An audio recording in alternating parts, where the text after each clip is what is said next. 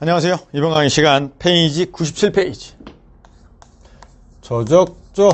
저적식구조 세 번째 시간 보도록 하겠습니다. 거기 오면 계구부에 대한 얘기입니다.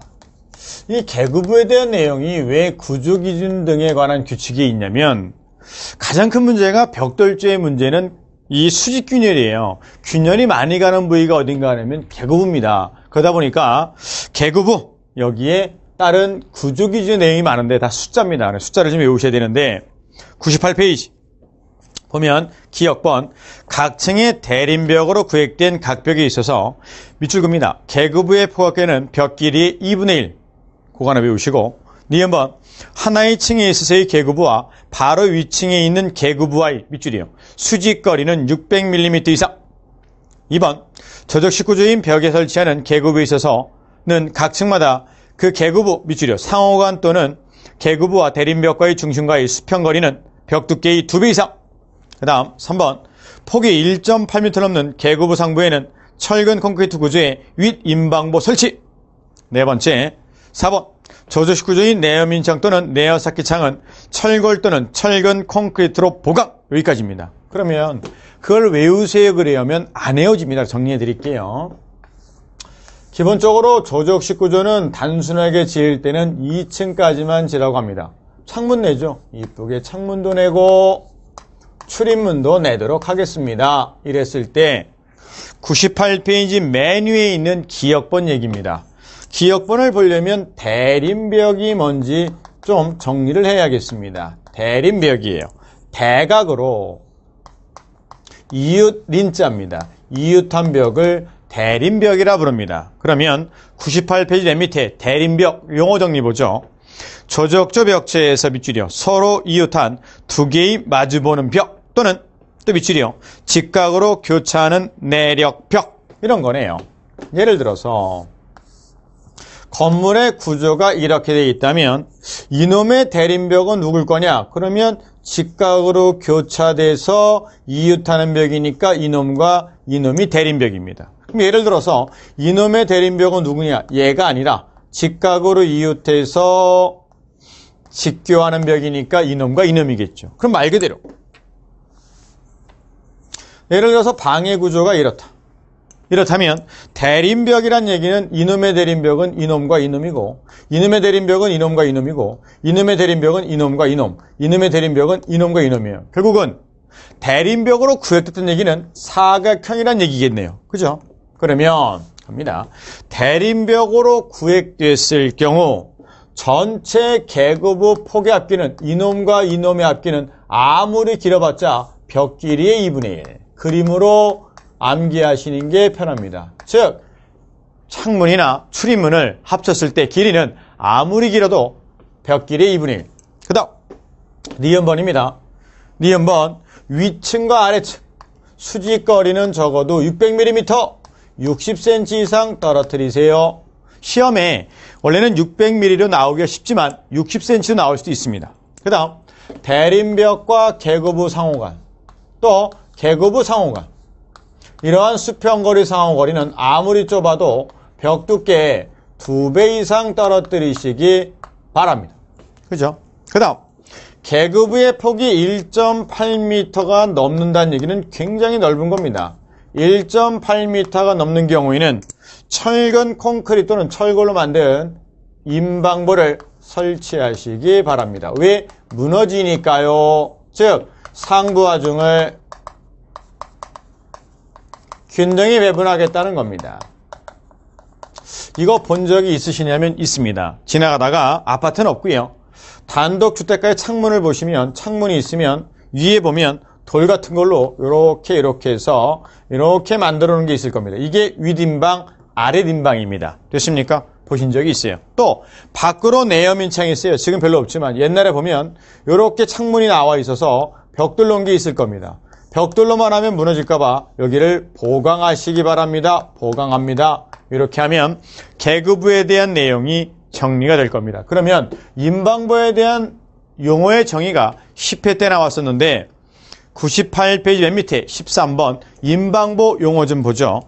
창문 위에 걸러질러 상부에서 온 하중을 좌우 벽에 전달시키기 위한 즉 계구부, 상부 구조를 지지하고 상부에 작용하는 하중을 벽체에 전달하는 역할.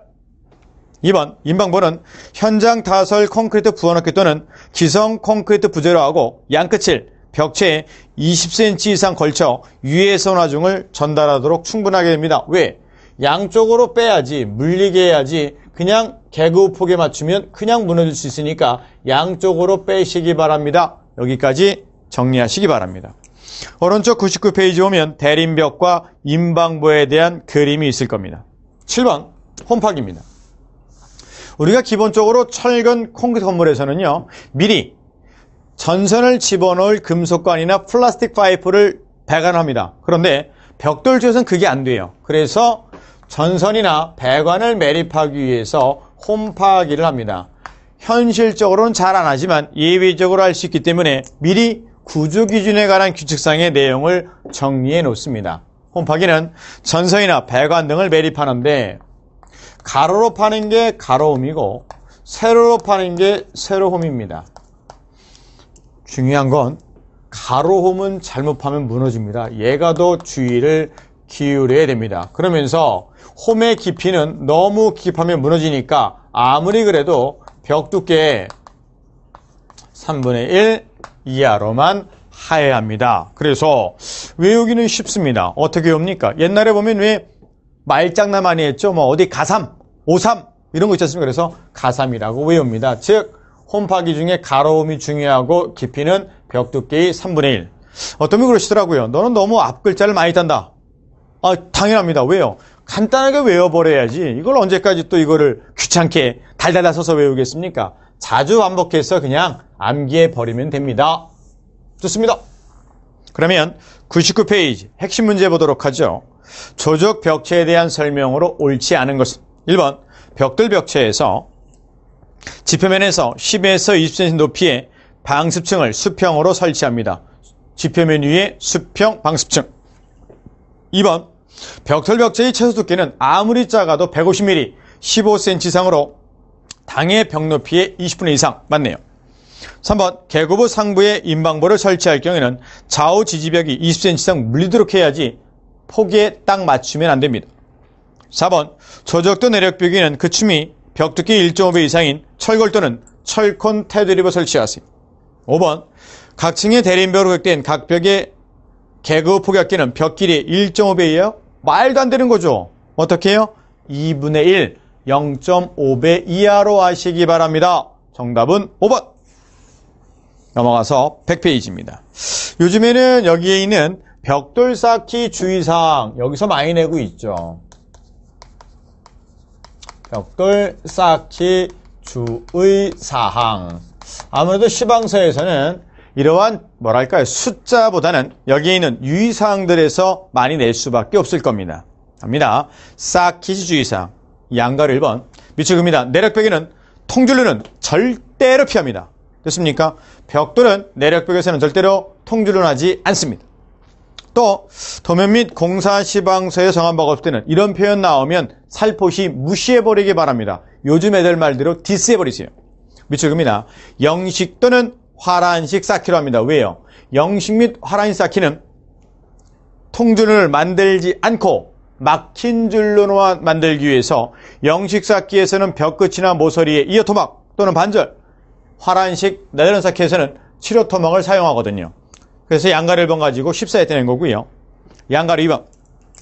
세로 줄눈입니다. 가로 줄눈은 무조건 통에 있습니다. 세로 동글뱅이. 줄눈은 통줄눈이 생기지 않도록 끝.